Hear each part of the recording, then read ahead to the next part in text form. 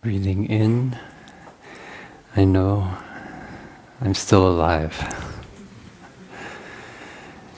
Breathing out, I feel joy to be alive. In, alive, out, joy.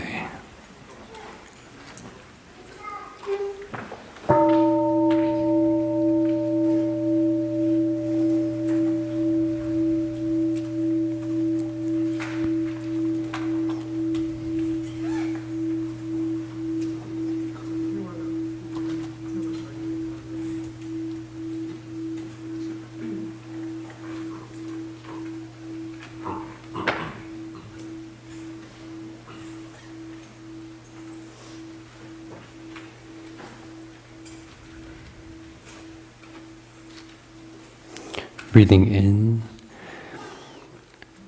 I feel grateful to be walking on a beautiful path. Breathing out, I smile without fear, walking on the path. Beautiful path, smile of non-fear.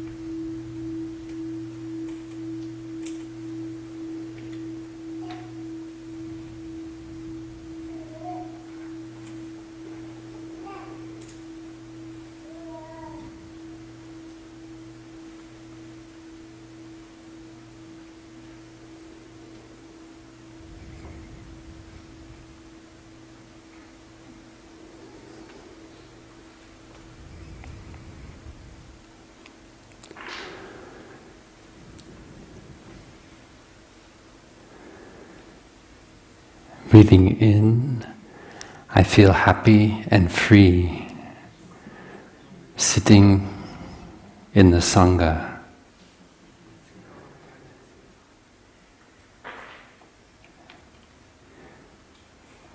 Breathing out, I accept the collective energy of love, of mindfulness in my Sangha. Sitting in the Sangha, allowing the collective energy to penetrate.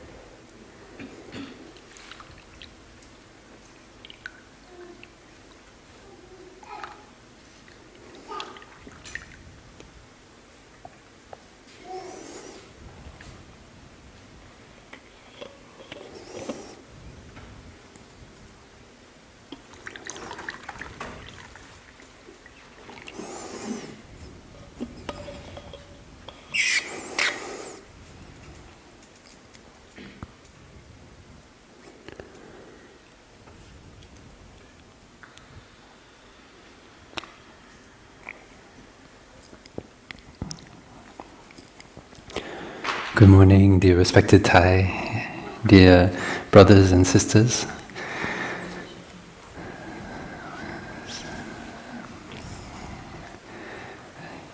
Each one of us has some hurt in our heart, some trauma, and if we're not careful, that hurt, that trauma can take over and start living our life for us. The way we speak, the way we think, the way we treat ourselves, the way we treat others is informed by that hurt, that trauma, that suffering. Fortunately, we have a path. We have a way to practice, to embrace that hurt.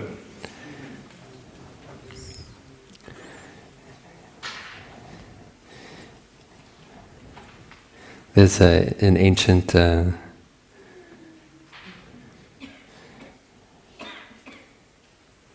text, an early text of the Buddhist tradition, which talks about this hurt being like the point of a knife that is in our heart. And because that knife is still there, embedded, we haven't managed to take it out, to extract it. And so the way that we respond to situations in the world, situations in our relationships, is informed by that knife in our heart. And we may plant that knife in the heart of others by our thinking, by our speech, by our action. And so we come here,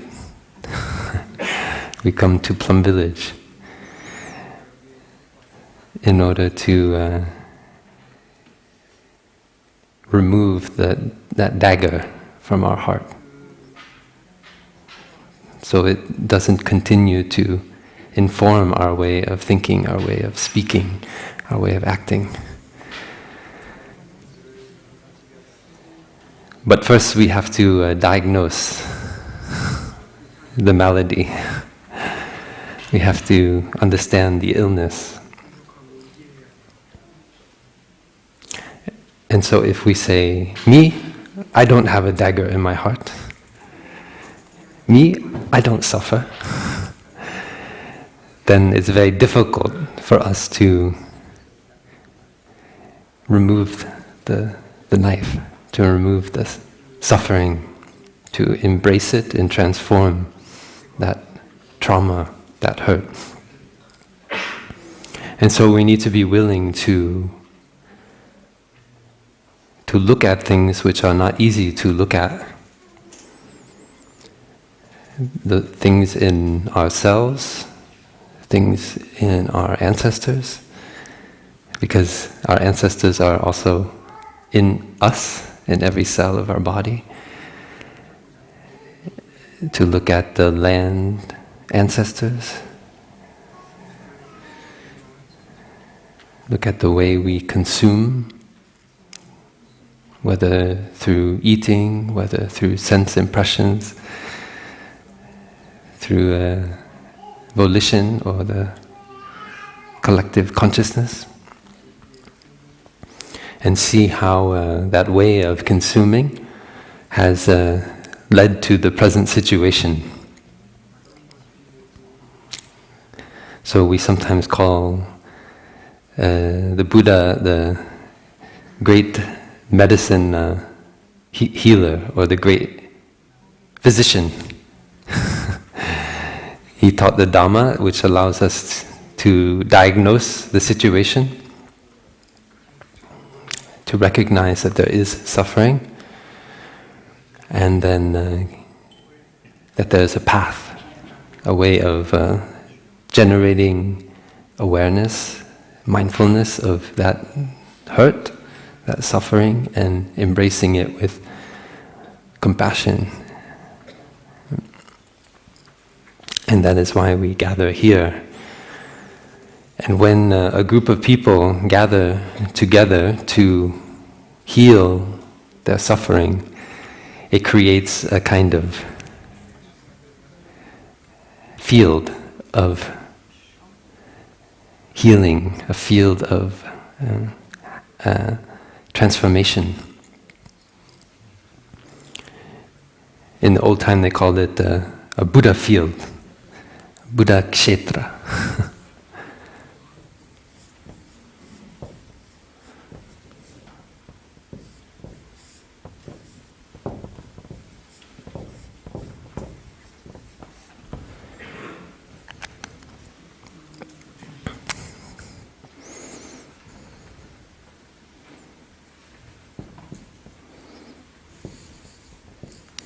Buddha field.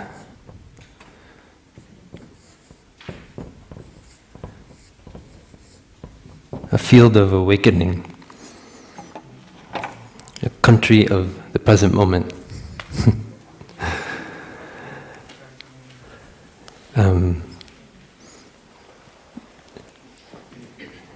Maybe when we think about Plum Village, we feel already joyful.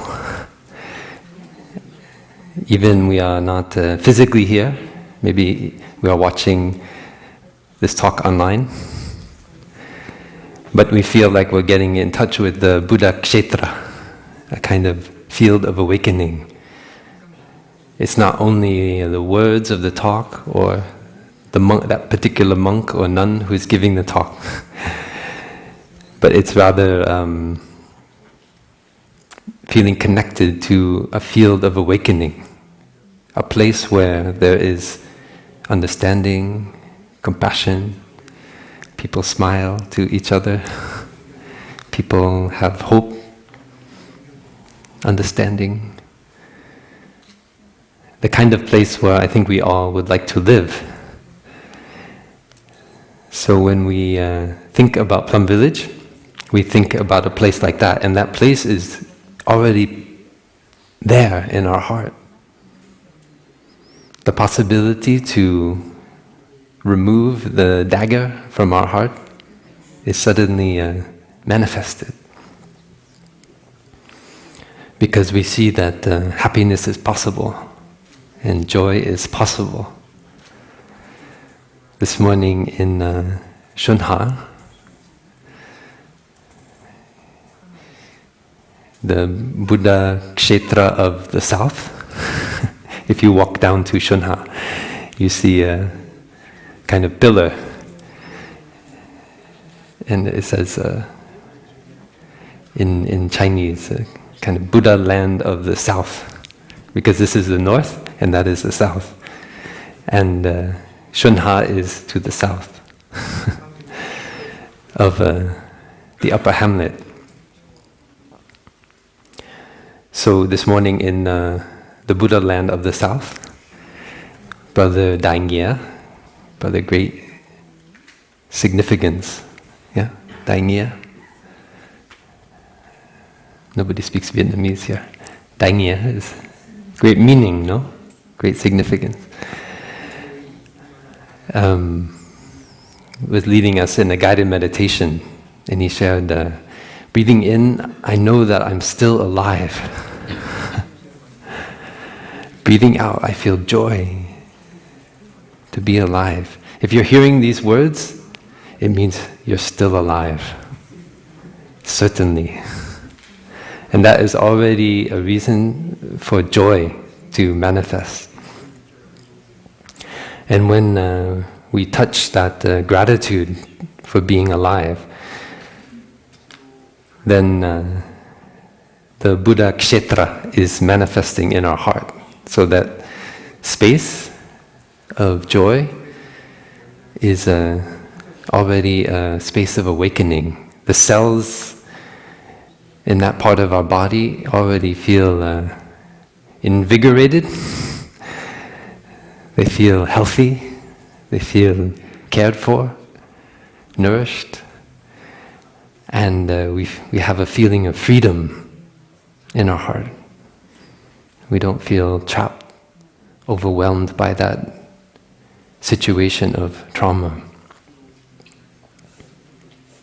There are spaces in our body which are harboring trauma. And if we are not careful, we can silo off those parts of our body from our happiness. There, that part, there's suffering there. I don't want to enter into that part of my body. But here, there's happiness.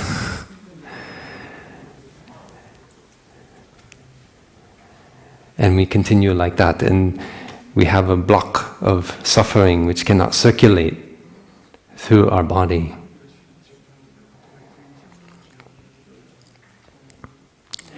But if we get in touch with the joy of being alive, and we allow that joy to penetrate every cell of our body, then we have more strength, more courage, more stability to be able to look into that part of our body where that trauma resides, where that suffering is hidden. And we may see that it is not only there in that part of our body, but it is actually connected to a whole system of suffering which we have cultivated in our way of thinking, in our way of speaking, in our way of acting. And that part of our body is only just a kind of warning flag to a much more extensive pain.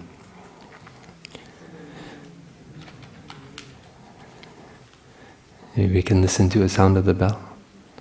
Come back to our breathing.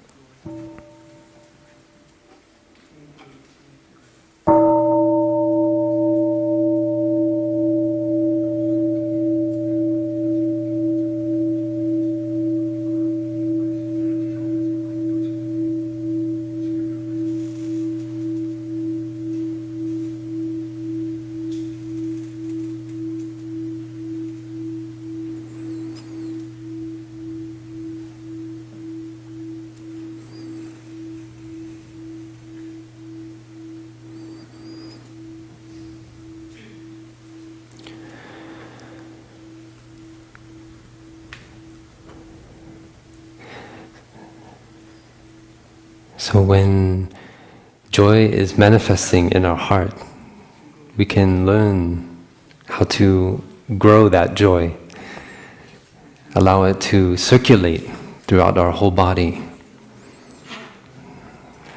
Even there is some pain, it might be physical pain, it might be pain that is more rooted in our thinking, in our mind, in our memory.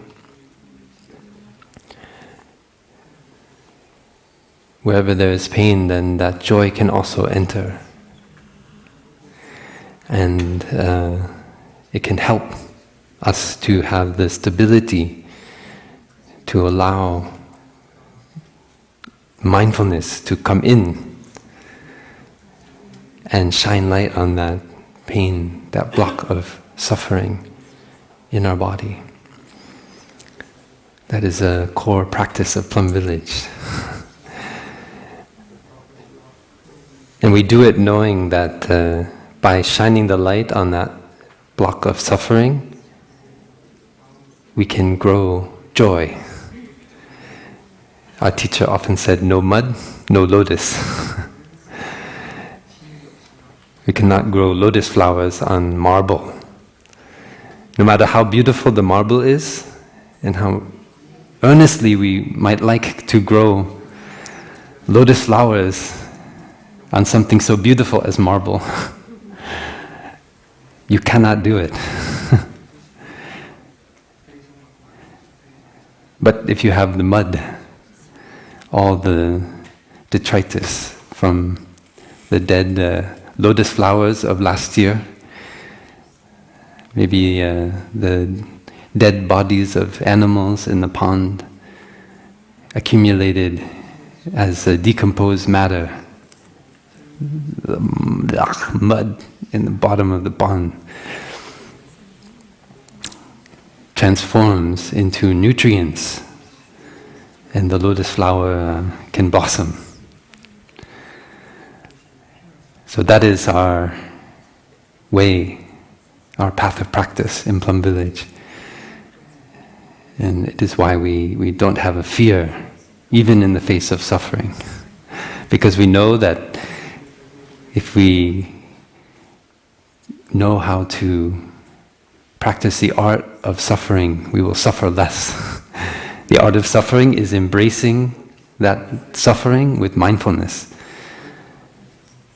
So allowing the mud to nourish the mud of our anger, the mud of our despair, to nourish the rootstock, the bulb of the lotus, so that it can come up with the water, put up its leaves, and get energy from the sun. And then we have a beautiful flower, a beautiful lotus flower manifesting right there in the midst of the mud. So the mud is transformed. We don't get rid of the mud. We don't go in. A good lotus grower will know that you don't want to excavate the mud from the pond. You don't want to dredge the pond and get it down to sand. You want the mud to grow beautiful lotus flowers. And so when you see someone who has a lot of joy, you see someone who seems to radiate happiness, remember that, and you feel jealous. You feel, why can I not be happy like that? Why can I not feel joy like that? If you have the eyes of compassion and are able to look deeply into that person's happiness, you can see the suffering. You can see in the lotus, you can see the mud. So their great happiness, that infectious joy, is born from suffering, from the transformation of suffering. And so then we can have hope that that is also possible, that we can also learn to generate a Buddha field in our heart. In Plum Village we have a saying, here is the Pure Land, the Pure Land is here. In Chinese Buddhism, we talk about a pure land. Sometimes it's like a Buddha field. It's a place where, in the tradition, a place where there's no affliction, there's no mud, only happiness, only understanding, compassion. And when Tai, our teacher, looked deeply into that teaching of the Pure Land, he saw that, how can there be happiness if there's no mud? How can there be compassion unless there is affliction? And he often said, I don't want to send my students to that kind of land where there is no suffering. Because a place where there is no suffering is a place with no happiness.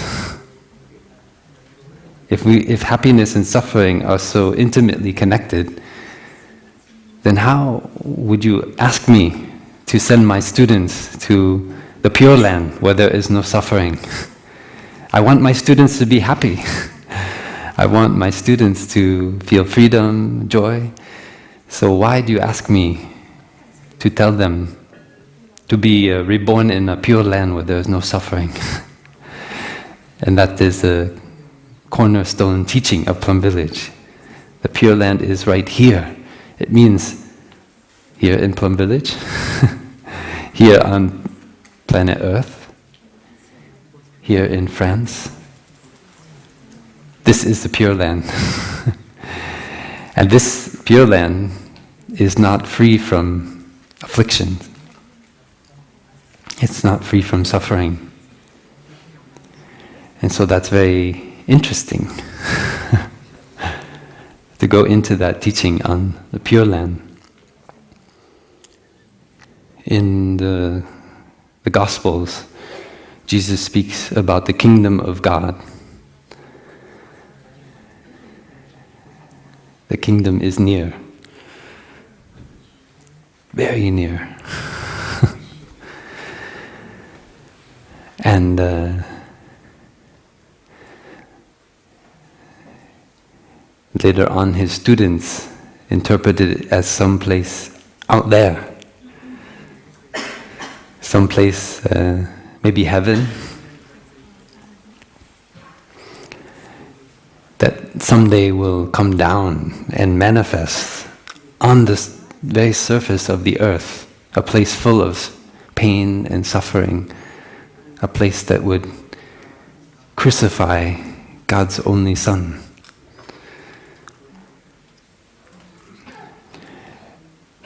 And so the kingdom of God, which Jesus helped to make manifest right there and then for his students, suddenly became someplace very far away, in a distant future, a place where there is no affliction, there is only the bliss and grace of God.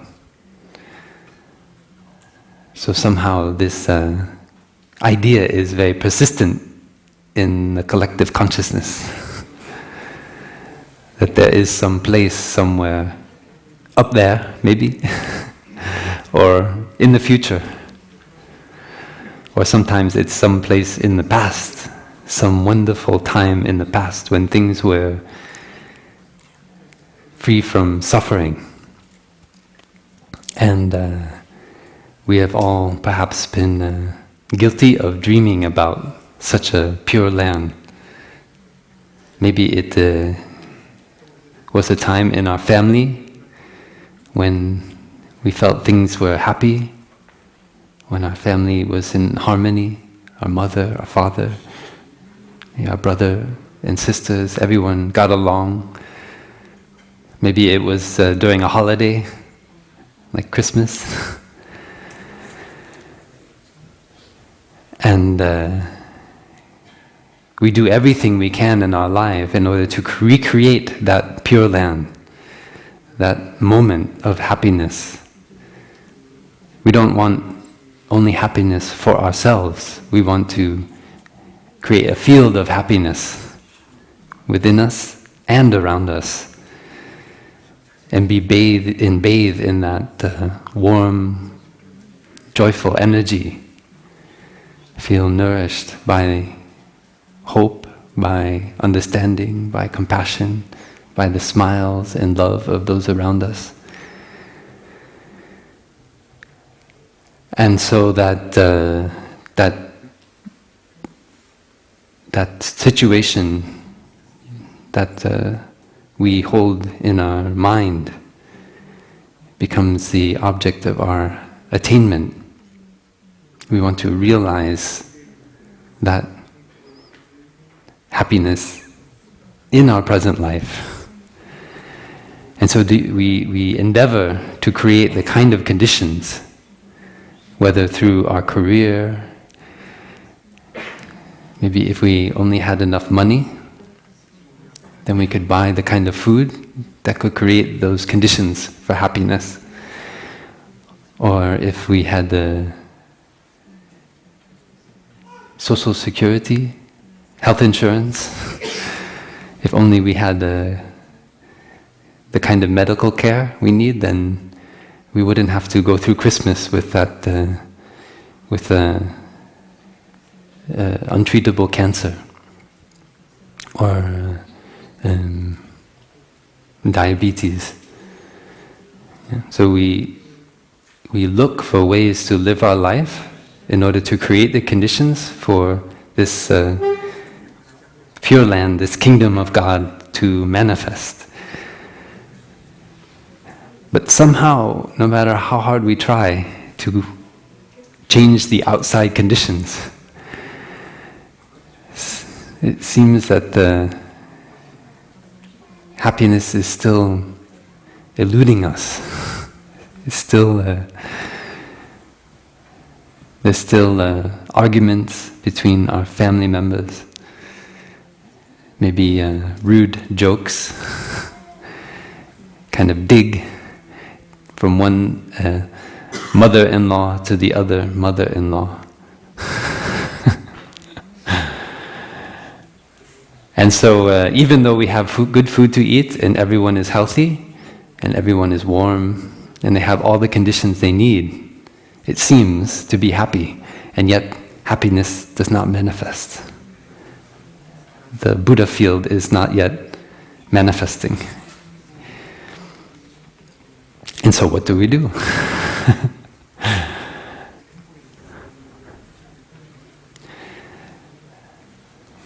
So first we recognize that need is very human, it's very normal, that we want to live in a kind of family, that we want to create the conditions for a kind of heaven on earth, a kind of paradise, a pure land to manifest right here and now. Because we want to be happy, we want to be free. It's very clear. When we're very young and when we get older. At every point in our life, we want to be happy, we want to be free, and we want to be with people who are also happy and free.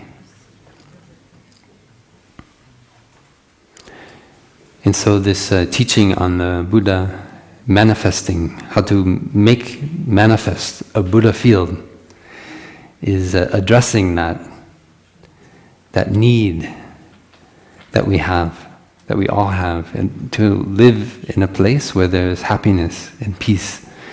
And maybe that is somewhat the reason why we came here this week to Plum Village, because we felt like maybe there's a Buddha field over there. Maybe there's a little piece of the kingdom of God that is there in Plum Village. And so if I go on the website and I register, and I buy a plane ticket, or I get in my car, then I will be making a step towards bringing that kind of pure land into my life.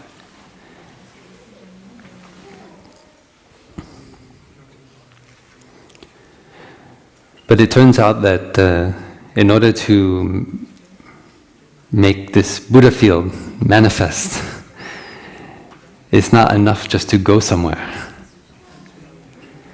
It's not enough just to get a good job, or have the right partner, or get the good medical care, good house, a good car. No matter how much we try to change the external circumstances, if we still have that dagger in our heart, that pain, that trauma that we haven't yet learned to embrace and transform, wherever we go will be a kind of hell realm, a kind of hell on earth.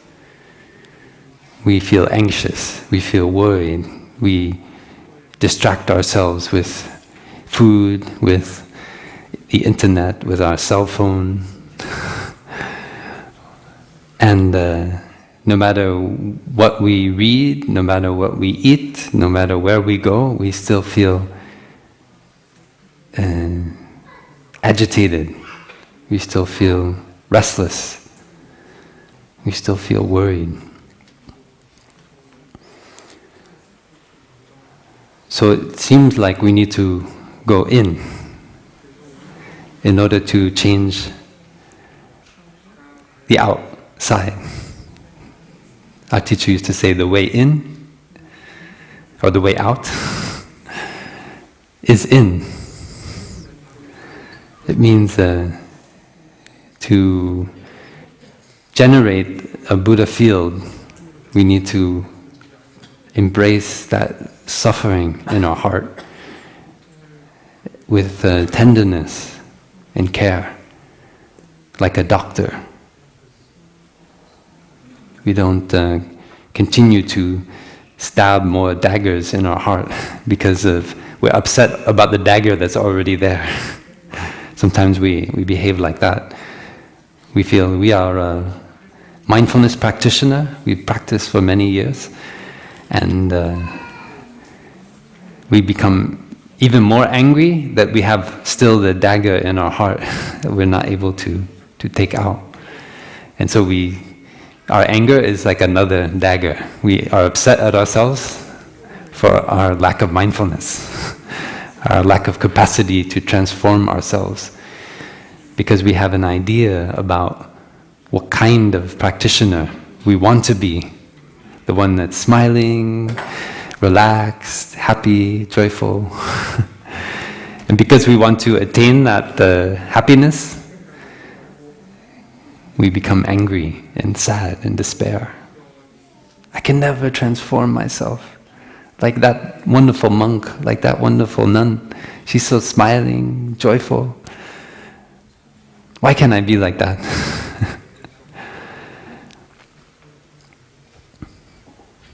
Maybe we listen to the sound of the bell again. Come back to our breathing. Just be aware of any tension, any suffering in our heart.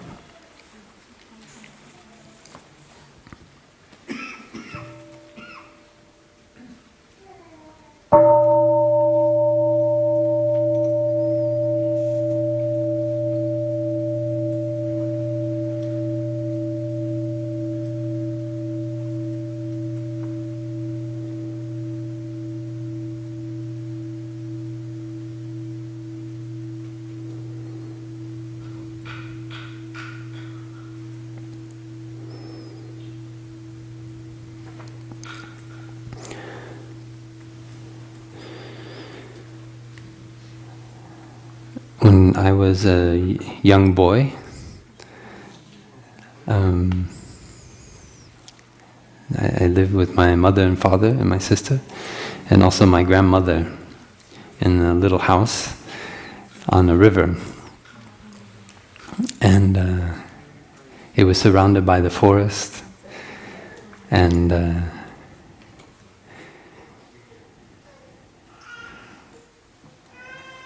there were many moments in the year when I felt so much joy. Sometimes we would go swimming in the river. Actually, there was a dam, so it's more like a lake. And sometimes my friends would come over and we'd go swimming or out in the boat. Go water skiing.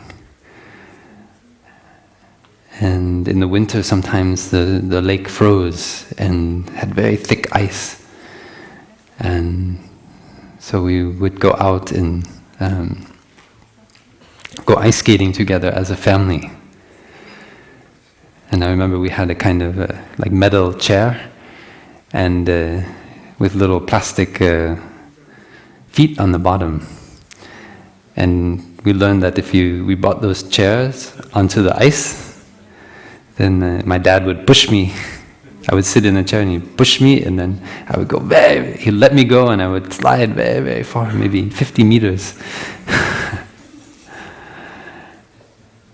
And so when I think about those memories, it's like a kind of Pure Land in my heart.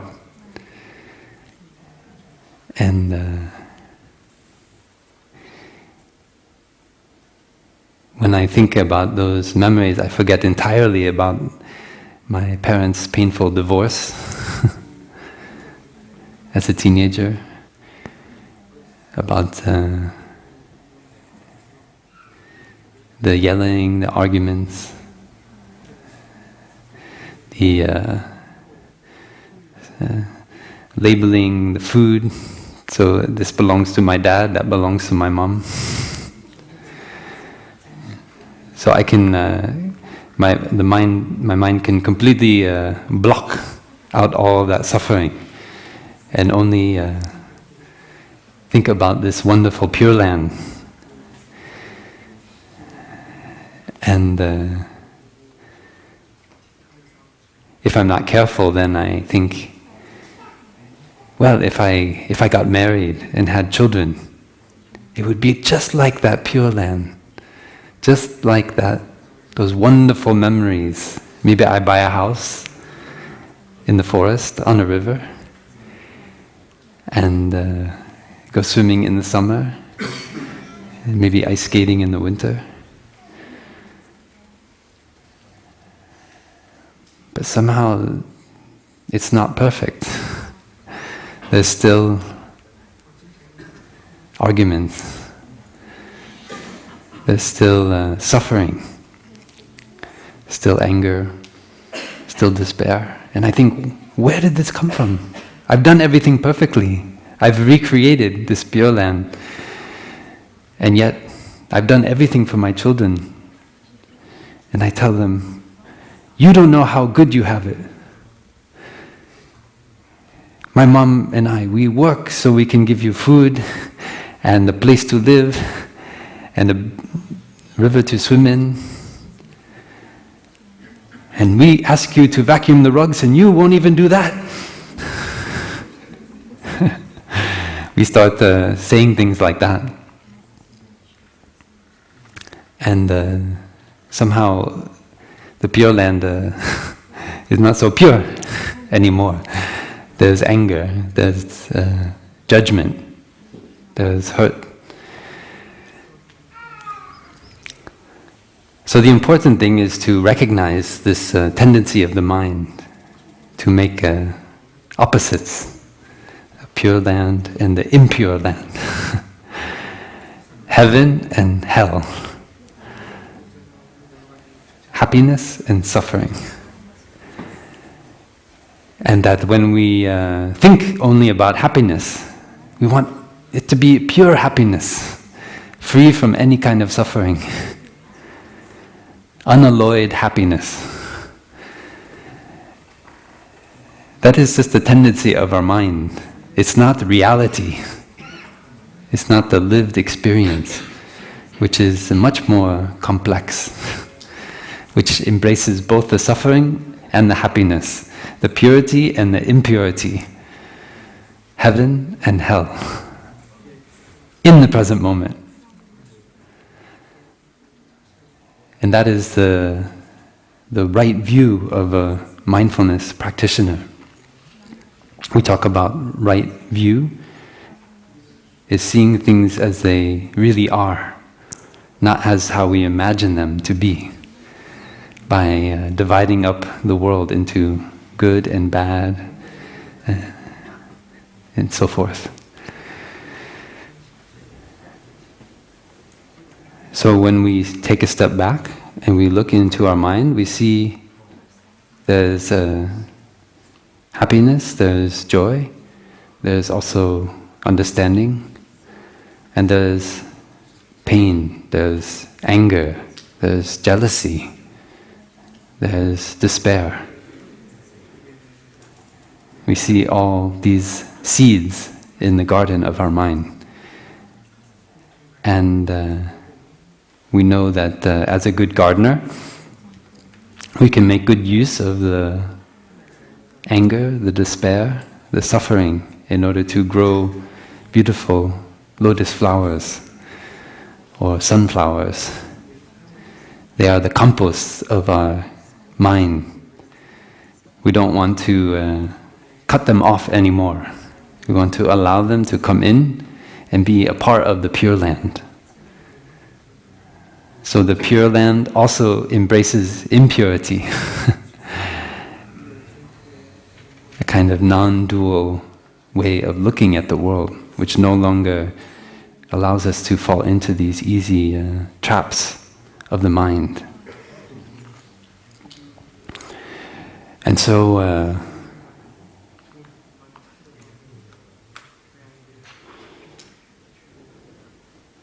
with this kind of right view, we no longer, we still have suffering, but we suffer much less. We don't add more suffering to the pain that is already there. We're able to contain the situation. It means not let it explode up into something beyond its original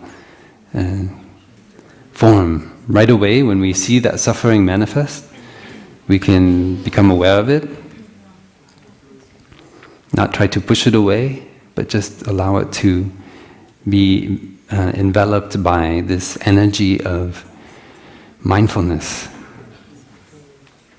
so that we can see that what are those roots? What is it rooted in? What kind of nutriment is that suffering receiving? So the suffering is like a plant, and it needs nourishment. Everything needs food in order to manifest. And that includes our suffering. So if you have a dagger in your heart that is festering, a wound that is unable to heal, it means that something is nourishing that suffering. There's something in our way of looking, hearing, smelling, tasting, something we are consuming through our volition, through the collective consciousness, maybe the place where we are living, that is contributing to that suffering. And when we embrace that trauma in that deep way, it means going down to the roots, radical. Then the Buddha field manifests. The field of awakening manifests.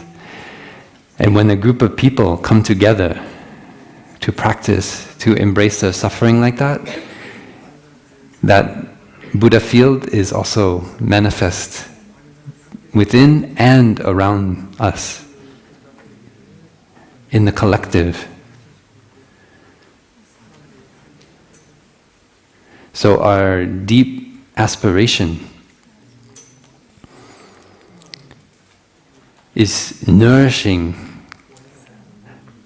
the field of awakening. Buddha means awakening. Pranidhana is a great vow, a great aspiration.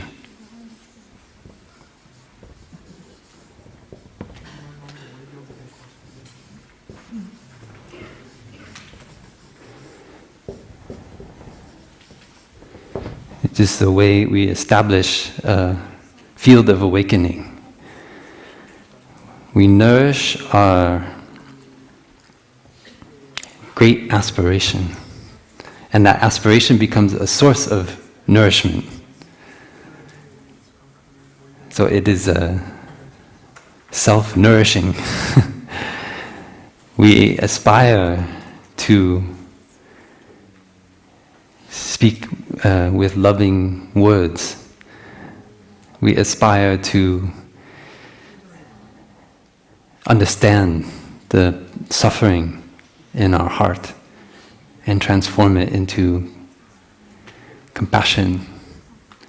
We aspire to embrace the suffering of living beings in the hell realms who are not in some place with burning fire and oil under the earth, but right here on the surface of the earth, living in a hell realm of their own making. We aspire to embrace them and give them the conditions, maybe a warm place to sleep, good vegetarian food to eat, and a loving community to surround them in, with smiles, with joy, in order to help them to do the work of embracing the dagger, of extracting the dagger by embracing the suffering that's there in their heart.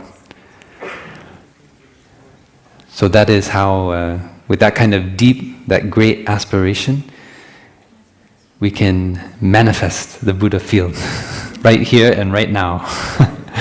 So this is a more detailed exposition of the phrase, here is the Pure Land. The Pure Land is here. It means we manifest the Pure Land in our way of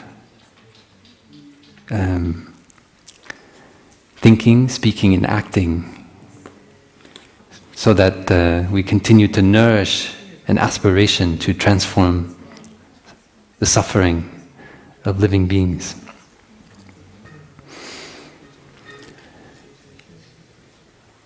So in Plum Village, we often talk about our aspiration as a source of nutriment. And we know that that aspiration extends not only to Plum Village. In the teaching on the Buddha field, we have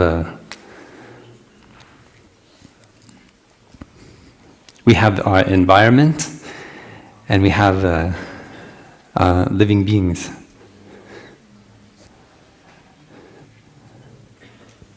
There are two aspects of the Buddha field.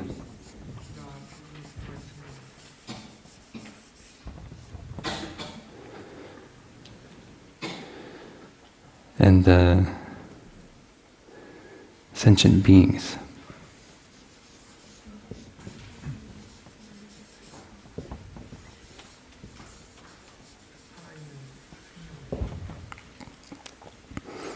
Sometimes it's translated as a container, bhajana loka. It means what we experience as the outside world. This earth, with its resources, the environment that we live in, the neighborhood we live in, and sentient beings. So the experience of living in that world, those beings that are feeling, loving, hating,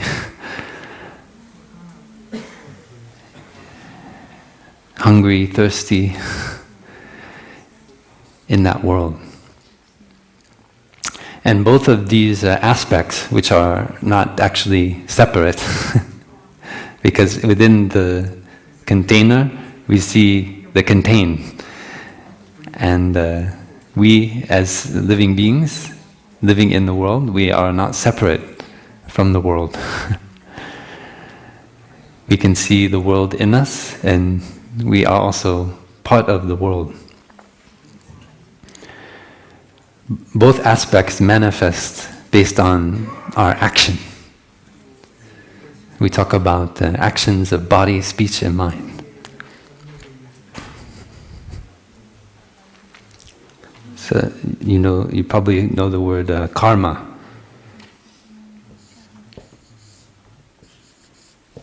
Karma just means action.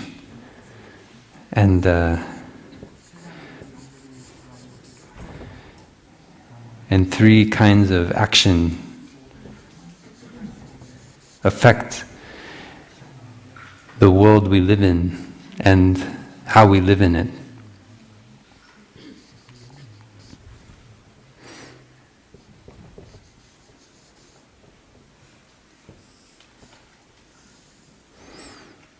Actions of our body, physical action, actions of our speech, and actions of our mind.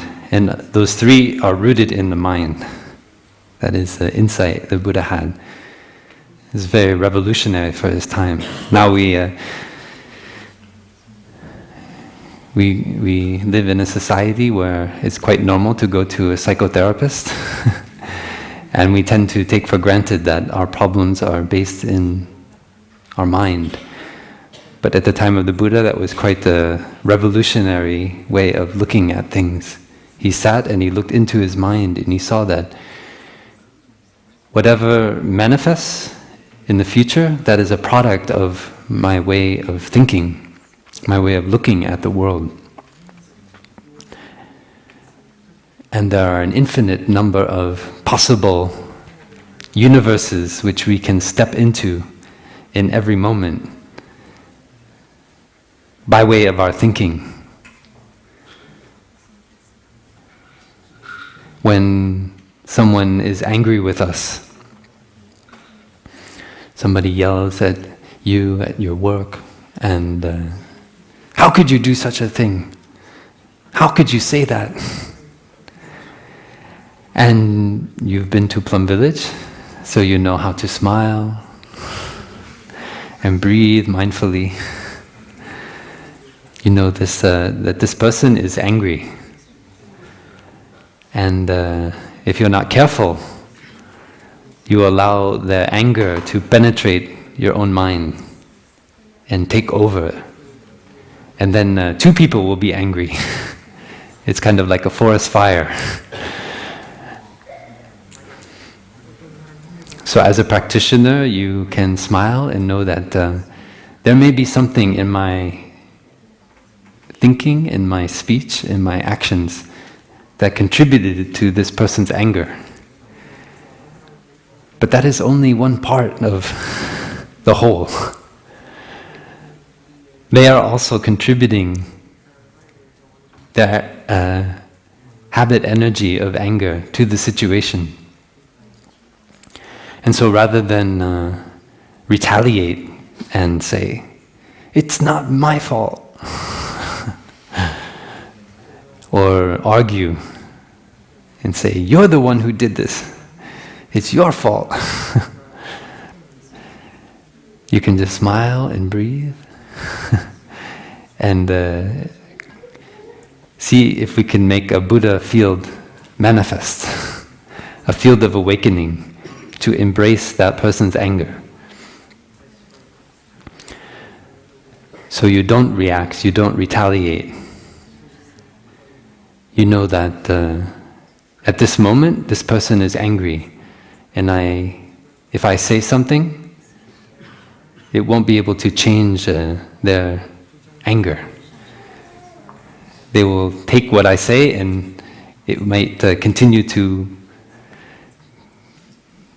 put fuel on the fire.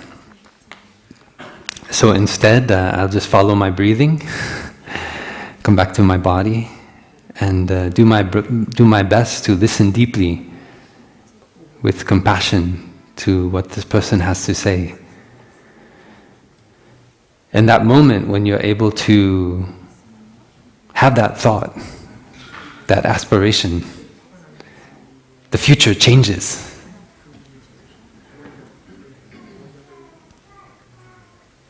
When you reacted, a whole other universe manifests, a parallel universe, which you decided not to enter into. And you chose another path. And every moment is like that. Every moment is the fulcrum of infinite possible universes. Kind of infinite multiverse. And our thinking determines which one we will enter into. And now with the climate crisis, we are living that in our environment. That is the manifestation of our collective karma, collective actions of body, speech and mind. So the container is within which living beings are living in the present moment is changing according to the actions of the beings in that world. So that is already a teaching that is very deep in the Prajnaparamita texts of Buddhism. And I think that teaching can inform our response to the crisis of the climate. if we can look deeply in our way of thinking, in our way of speaking, in our way of acting, and choose another possibility, another universe. If we learn how to live simply, and instead of responding with anger to those who are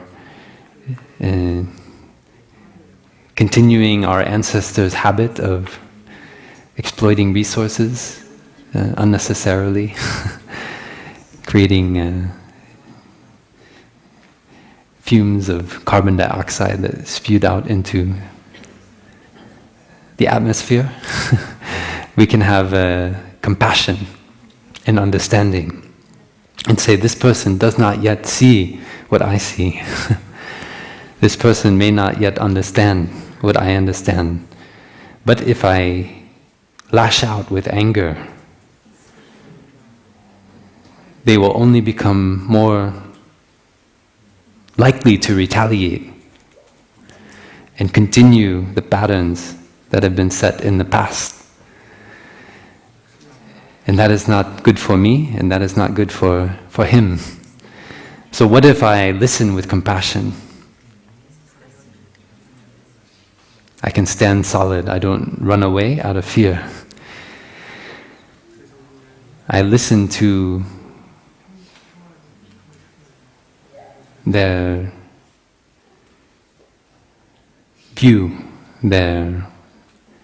I see their way of acting, but I stay solid in my joy, my happiness, my non-fear, and show in my own way of living, my own way of thinking, my own way of speaking, my own way of acting, a way forward, a way out, a way of living simply that can transform the situation of within me and around me. So this field of awakening can spread. That is a practice of a practitioner, of a deep practitioner who knows that many living beings are suffering. And if I don't want them to suffer. And me as well, I do not want to suffer. So I nourish a deep aspiration to transform the situation, because I know that it is through untransformed action, the dagger in the heart of my ancestors, who lived in poverty, who were oppressed by their society, living at the lowest level. Because of that dagger, they could not remove from their heart. The only way out of their situation that they found was to control and exploit the resources of this planet Earth in such a way that they could have enough food to eat, to live the kind of life that the rich people who put them down lived in the past. And if I stand in front of them and say, what you're doing is wrong, that is not enough. I need to show by my way of living a path of happiness, because they are not happy. Living like that, exploiting resources like that, we suffer. When we act out of greed and violence towards the earth, then we suffer deeply. But if we don't have someone with compassion and understanding who can listen to our suffering, not judge us, not blame us, but listen deeply, then we may just continue doing that, and our children and their children.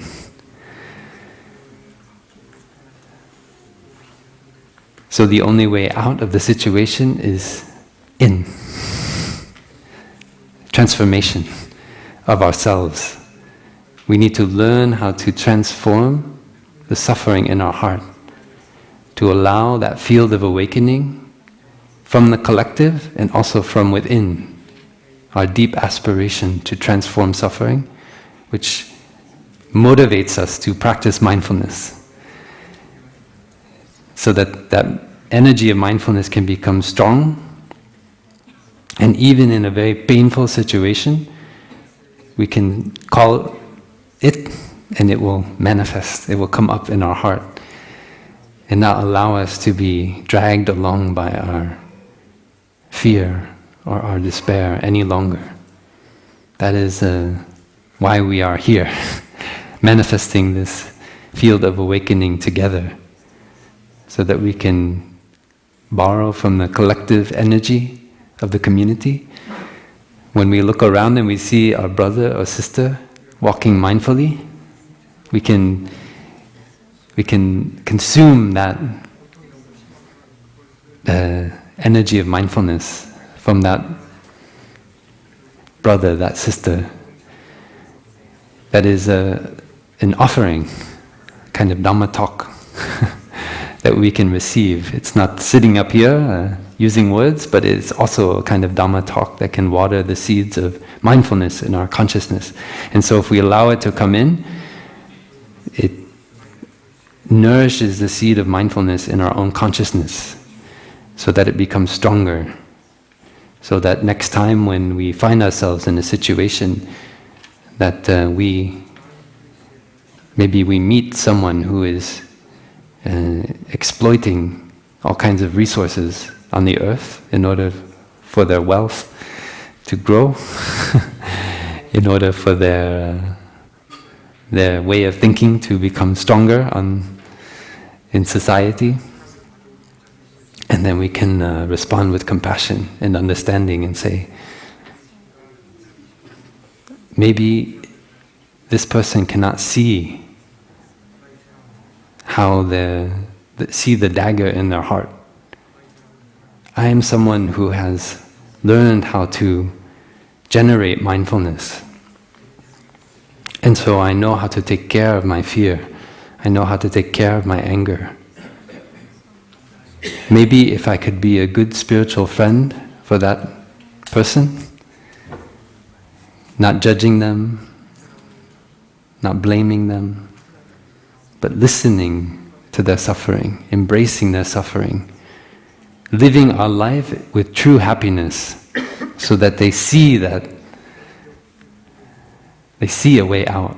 They see that this way of continuing to exploit the earth is not sufficient for happiness, and that it may also create suffering for the living beings, the sentient beings in our beautiful world. And that seed of mindfulness then becomes a whole field of awakening for that person, that group, that company, that institution.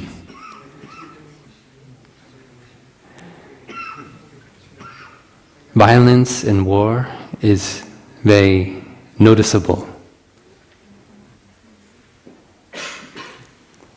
And healing is less noticeable.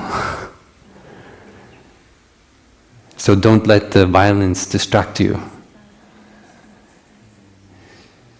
Look at the healing that is happening in the world. Look at the kind people, the compassionate people.